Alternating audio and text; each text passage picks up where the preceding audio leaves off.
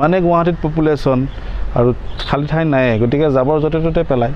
গতিকে আমি যদি জাবৰটো ঘৰতে অলপ কমাই দিওঁ এনেকৈ ইউটিলাইজ কৰি, তেতিয়াহ'লে সেইটো এটা মানে ৱে ফৰৱাৰ্ড হয় ভৱিষ্যতৰ কাৰণে। দেওবাৰ দিন এখন চাকু লৈ আহিছোঁ আৰু চাকু লৈ কাকো মাৰিব অহা নাই, খেতি কৰিব আহিছোঁ। চাকু মানে খন্তি কাম কৰি আছোঁ। অলপ কাৰ্টুন আনিছিলোঁ, মাছৰ কাৰ্টুন, কিবা কিবি শাক চাক লগাইছোঁ। এইফালে আপুনি যদি ঘূৰাই দিয়ে কেমেৰাত চাব পাৰে টেঙামৰা।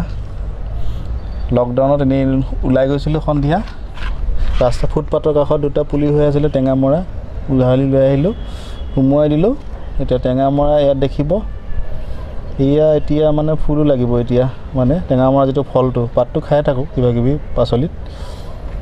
আৰু এইটো এতিয়ালৈকে অমিতা লগা নাই, কিন্তু গছজোপাৰ কাৰণে শুৱনি লাগে দেখি।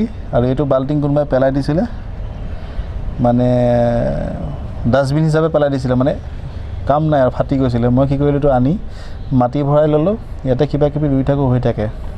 তাৰপৰা এল'ভেৰা, কিবা কিবি ফুল আছে, কেকটাছ নিচিনা, তুলসী এজোপা, এইফালে বেঙেনা চেঙেনা এইবোৰ নিজে পচাই নিজে কৰিছোঁ।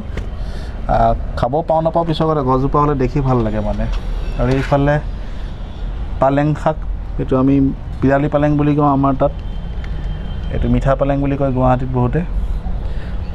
এজোপা ৰুইছোঁ, এইটো এটা একুৰিয়াম হয়, একুৰিয়াম আছিলে মানে কিবা ফাটিছিলে নেকি, আমি মানে সেইটো কি কৰিলোঁ, নতুন একুৰিয়াম আনিলে, এইটো তলত পেলাই থৈছিলে, মই সেইটোক ওপৰলৈ দাঙি আনিলোঁ বস্তাত ধৰি, তাতে মই খেতি কৰিছোঁ। হালধি লগাইছোঁ, এই হালধি এজোপা।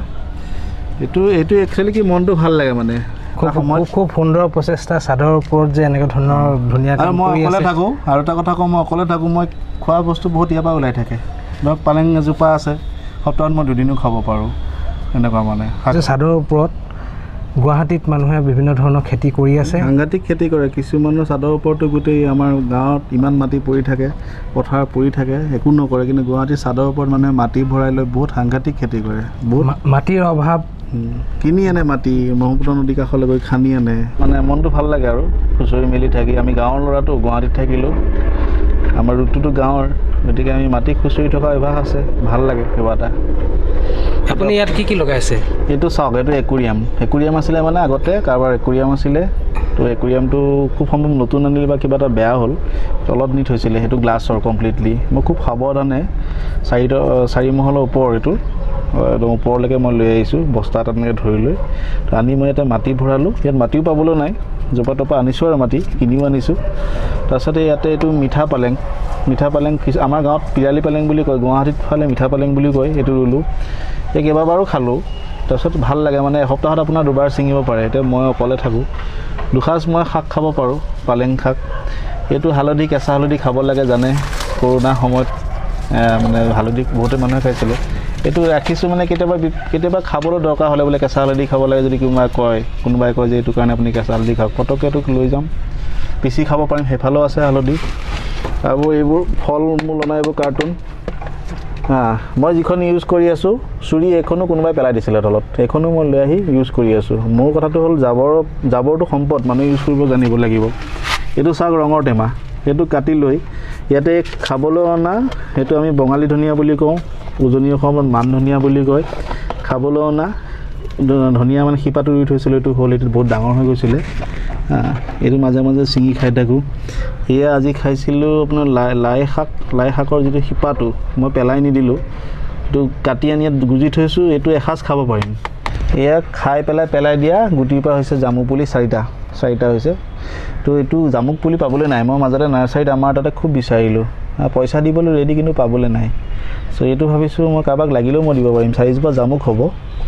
তো এইটো এল'ভেৰা আজিকালি মানে এইটো পপুলাৰ ড্ৰিংকছ, আৰু এল'ভেৰা বহুত উপকাৰিতা আছে, বিশেষকৈ খাবই লাগে। মই এটা তথ্য পাইছিলোঁ যে এবছৰত এটা মানুহে প্ৰায় 6 লিটাৰ মিনিমাম খাবই লাগে।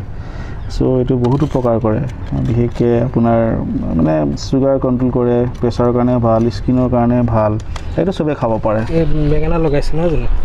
এইবোৰ বেঙেনা যোৱাবাৰ মানে ইয়াতে খেতি কৰিছিলোঁ, বেঙেনা হৈছিলে এটা, সেইটো থৈ দিছিলোঁ সচলে, গুটি হেৰি কৰি পেলাই আপোনাৰ আকৌ এইটো মানে পচাই পেলাই এক্সপেৰিমেণ্ট কৰিলোঁ এটা।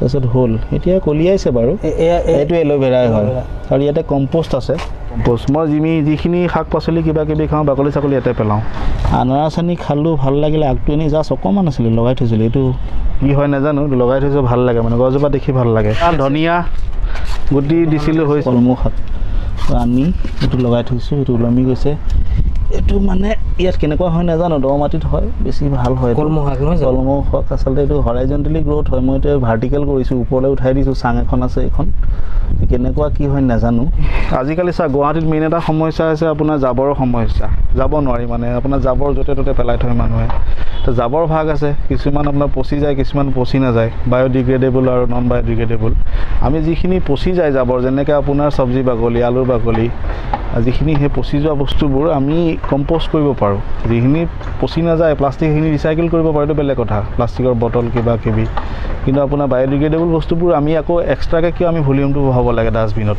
গতিকে আমি ঘৰতে যদি আমি কম্প'ষ্ট কৰোঁ কিবা কিবি ফুল চুল ৰুলে তাৰ গুৰিটো দিব পাৰোঁ চ' সেইটো এটা কনচেপ্ট আপুনি যদি সকলোৱে যদি জাবৰটো প্ৰপাৰ ইউটিলাইজ কৰোঁ গুৱাহাটীৰ যিটো আপোনাৰ সমস্যা জাবৰৰ যিটো চন্দ্ৰপুৰৰ যিটো মানে সিদ্ধান্ত লৈছিলে তাৰপিছত আকৌ প্ৰটেষ্ট হ'ল আমাৰ ইয়াত ইমান ধুনীয়া জেগা চন্দ্ৰপুৰ কিয় জাবৰ ইয়াত পেলাব লাগে চ' আচলতে কি ইমানেই গুৱাহাটীত পপুলেশ্যন আৰু খালী ঠাই নাই গতিকে জাবৰ য'তে ত'তে পেলায় গতিকে আমি যদি জাবৰটো ঘৰতে অলপ কমাই দিওঁ এনেকৈ ইউটিলাইজ কৰি তেতিয়াহ'লে সেইটো এটা মানে ৱে ফৰৱাৰ্ড হয় ভৱিষ্যতৰ কাৰণে